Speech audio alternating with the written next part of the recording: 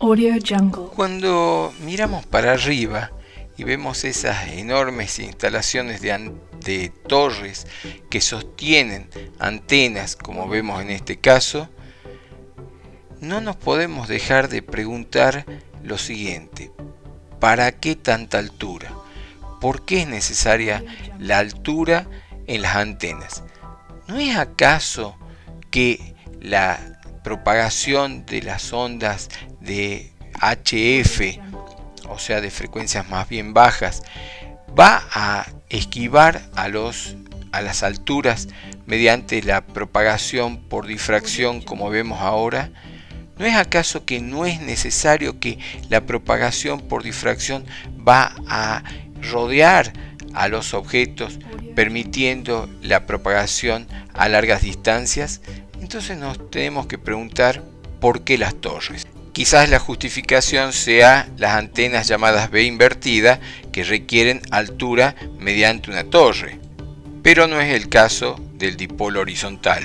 Probablemente la solución a nuestra pregunta está analizando las ecuaciones que tienen que ver con un análisis en el ángulo θ y en el ángulo φ. Vamos a hacer ahora el análisis del dipolo horizontal sobre el plano eléctrico conductor. Esta es nuestra configuración. Tenemos un dipolo de longitud L a una distancia h con respecto al plano eléctrico conductor. Lo que vamos a hacer es sustituir el modelo real por el modelo matemático. Es decir, tenemos nuestro modelo real y se va a trasladar a nuestro modelo matemático, en donde hemos dicho que las corrientes van a ser de sentido contrario. O sea, si esta corriente va para acá, la que está debajo del plano eléctrico conductor va para el otro lado. Obviamente, el diagrama de radiación se va a obtener a partir del vector de radiación, y el vector de radiación total va a ser el vector de radiación de arriba del plano eléctrico conductor más el vector de radiación de abajo del plano eléctrico conductor. Se plantea entonces una ecuación de distribución, y en este caso vamos a tener que J va a tener el vector X, porque acá vamos a trabajar en X, por una distribución de corriente, por la distribución de corriente en Y, y por la distribución de corriente en Z' menos H, porque si bien la distribución de corriente acá está en X, como podemos ver, la coordenada primada hay que referirla con respecto a Z', y H está en relación a Z'. Por eso va a aparecer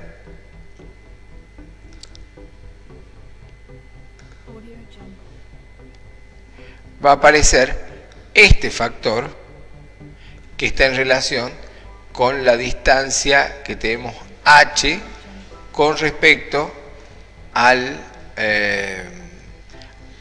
centro de coordenadas. Y el análisis, en este caso, va a ser, por supuesto, entre m menos L sobre 2 y L sobre 2, pero ¿con respecto a quién? Con respecto a X', donde X' va a ir para acá y va a ir para acá. Entonces, con respecto a X', este va a ser menos L sobre 2 y este va a ser más L sobre 2.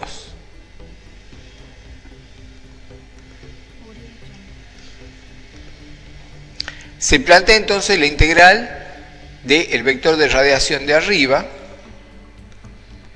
y va a ser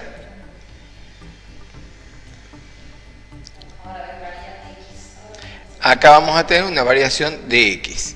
Entonces, el X va a estar entre menos L sobre 2 y L sobre 2, y va a estar entre menos infinito e infinito, y Z va a estar entre menos infinito e infinito. Pero ¿quién va a variar a qué? Va a variar la distribución de corriente, en donde vamos a estar afectándola como Z' menos H. Es decir, vamos a integrar X, pero vamos a considerar también la distribución de corriente en respecto a Z menos H, por las fases en X, las fases en Y y las fases en Z.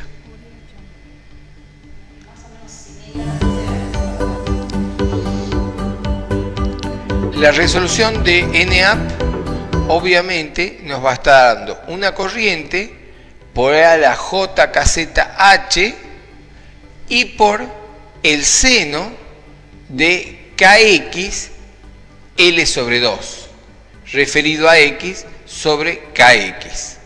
Entonces, en la fase aparece H y en el argumento aparece L, justamente al revés de como teníamos en el dipolo vertical sobre PEC. Este KX va a ser K seno de θ por coseno de φ y por L, porque en este caso sí tenemos que considerar el coseno de φ. Esto va a ser igual a 2π sobre lambda por seno de θ coseno de φ por L, si es L mucho menor que 1.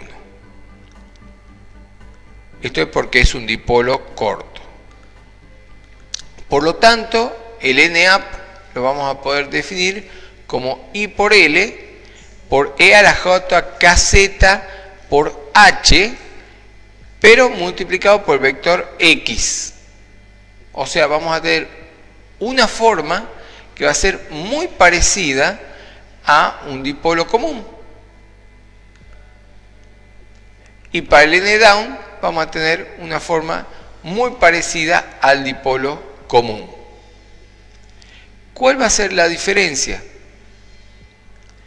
Que el vector de radiación va a quedar como X por I por L por seno de KH coseno de θ por coseno por 2J. O sea, un vector en X multiplicado por el vector X. Cuando lo analizamos en coordenadas esféricas, vamos a tener que el nθ es coseno de θ coseno de φ por nx y que el nφ es seno de φ por nx. Es decir, lo que tenemos es el vector en x multiplicado por este factor coseno de θ coseno de φ y para el nφ por el seno de φ. ¿Qué significado tiene este? A partir de n obtenemos A, que es el potencial vector, y a partir de A obtenemos los campos E. Porque recordemos que Eθ es J omega por Aθ. Y entonces, ¿qué significa esto? Que el vector Eθ va a ser J omega por mu sobre 4pi por E a la menos J KR sobre R, que es, digamos, la radiación del dipolo elemental, por coseno de θ, por coseno de φ, por IL seno de KH coseno de θ por 2J. Es decir, estamos multiplicando el vector de radiación, el vector potencial A por el vector de radiación nθ. Y el Φ va a hacer lo mismo. Y entonces va a dar el vector potencial multiplicado por el Aφ, en donde vamos a tener seno de Φ y coseno de θ. Analizando estas dos ecuaciones, vamos a ver que la directividad, cuando la antena está muy cerca del PEC, es 5 veces mayor que la del dipolo aislado. La directividad, cuando la antena está muy separada, es 4 veces la del dipolo aislado. ¿Qué quiere decir esto? Que una antena puesta horizontalmente tiene una directividad mucho mayor que la antena aislada. Cuanto más cerca del PEC está, más directividad tiene. Entonces podríamos razonar de que nuestra antena ideal es una antena que esté horizontal. Sin embargo, la resistencia de radiación cuando la antena está muy cercana al PEC es muy baja y hace que si una antena está cerca de PEC, su ganancia sea muy baja y prácticamente no radia potencia. La resistencia de radiación cuando la antena está muy lejos del PEC es la misma que la de un dipolo aislado. Acá vemos entonces un esquema de cómo sería el diagrama de radiación. Tenemos un diagrama de radiación que es muy bueno, tiene una directividad muy buena, obviamente no está sobre el horizonte, porque la antena no está orientada hacia el horizonte, sino está orientada hacia arriba. Entonces es lógico, recordemos que la antena la tenemos acá, ¿no? O sea,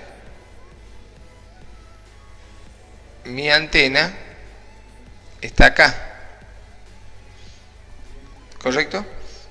Entonces tenemos un diagrama de radiación muy orientado hacia arriba con una buena directividad. Acá estamos a 0,01 lambda.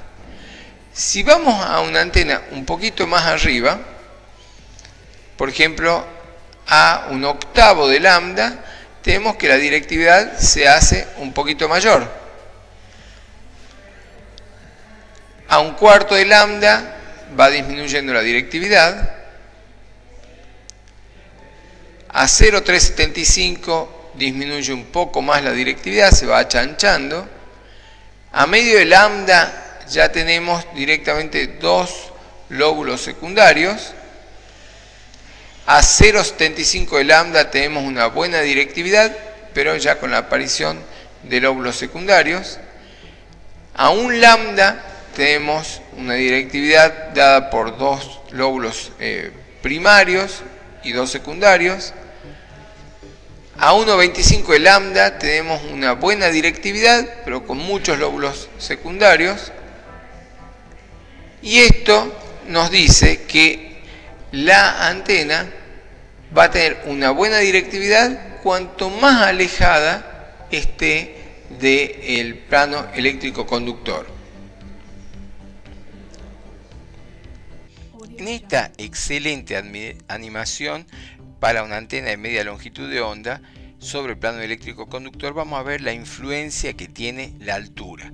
Vamos a ver la ecuación en phi, que es la que vemos en este momento, que no hay mucha influencia ya que es solamente el seno de phi, y esto corresponde al plano que sería entre z e i.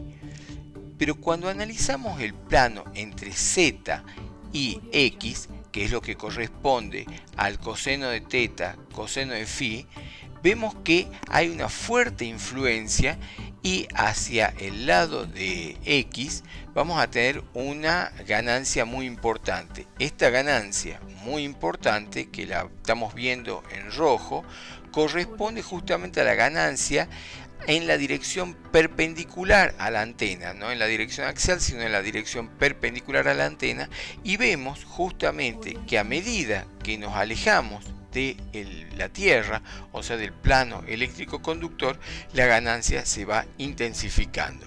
Es decir, que esta antena pierde ganancia y su máxima ganancia la tiene a una longitud, a una altura de 0,5 lambda, es decir, tener 0,5 lambda respecto del plano eléctrico conductor es cuando nos genera una mayor ganancia. Luego ocurre, si subimos más la altura de la antena respecto del plano eléctrico conductor, ocurre una suerte de deformación del patrón de radiación, pero luego si seguimos subiendo la altura de la antena respecto a la Tierra, se produce una intensificación de la ganancia.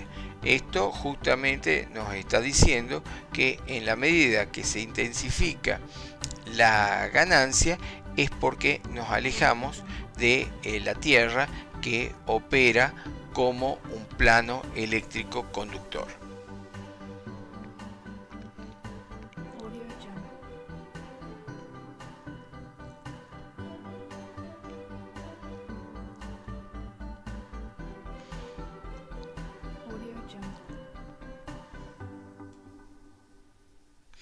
Acá vemos entonces para nuestras antenas de hilo una variedad de antenas siempre montadas sobre torres.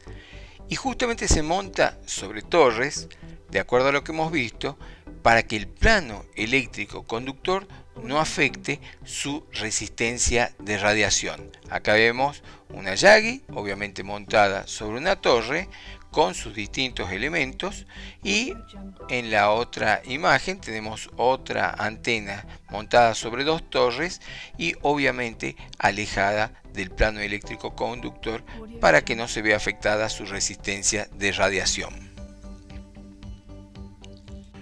Otra visión con la que se puede analizar este tema tiene que ver con considerar la capacitancia que tiene la antena respecto al suelo, de forma tal de que la antena forma una placa de un gigante capacitor y el suelo, como es conductor, forma otra enorme placa respecto al suelo.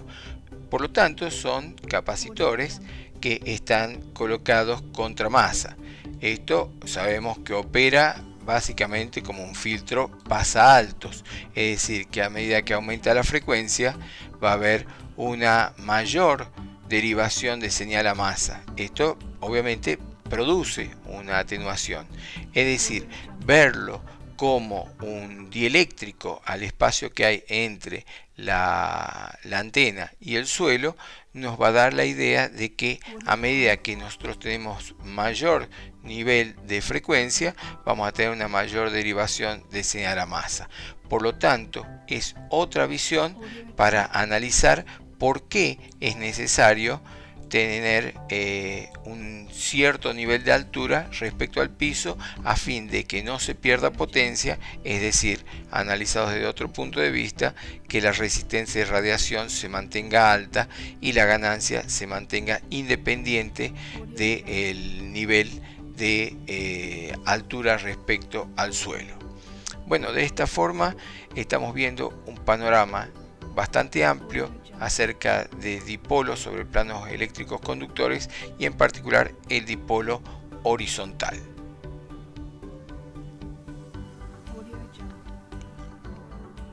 Esto es todo, muchísimas gracias.